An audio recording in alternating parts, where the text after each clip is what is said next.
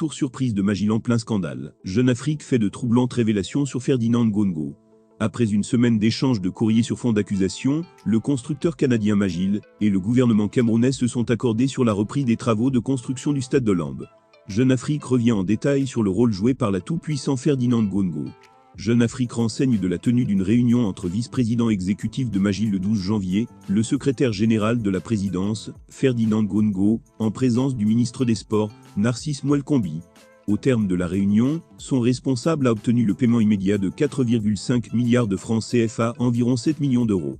Cette somme représente les arriérés dus par l'État au titre des travaux supplémentaires réalisés durant la Coupe d'Afrique des Nations CAN, et non inclus dans le contrat principal, notamment sur la clôture de l'enceinte sportive et le pré-câblage audiovisuel du stade principal. En retour, le groupe de BTP a accepté de reprendre les travaux dès le 16 janvier.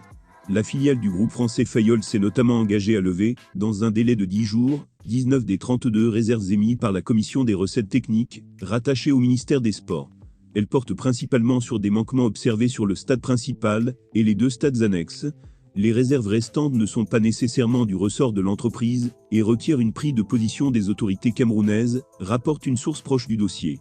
La commission se réunira à la fin de janvier pour délibérer sur ces derniers points. Reste l'épineux problème des factures des comptes non payés, car non validés par le ministère. Magil réclame par exemple 19 milliards de francs CFA, près de 29 millions d'euros, qui inclut les sommes dues aux sous-traitants locaux et étrangers, comme le français Razelbeck, renseigne Jeune Afrique. Ces factures vont être entièrement réexaminées par le groupe de travail mis sur pied à cet effet.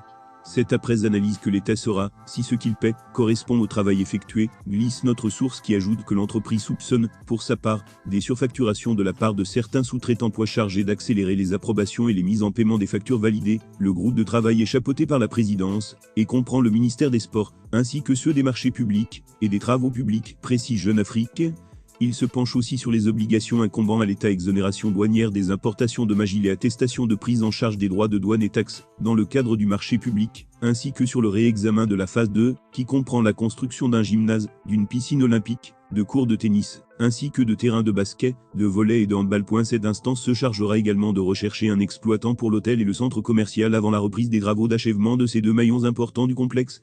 Lancé en 2016, le chantier du stade de Lambe avait été d'abord attribué au groupe italien Pixini, avant que le budget ne dérape, poussant le gouvernement à lui retirer le contrat en décembre 2019 pour le confier à Magil en urgence, et sans appel d'offres, a révélé Jeune Afrique.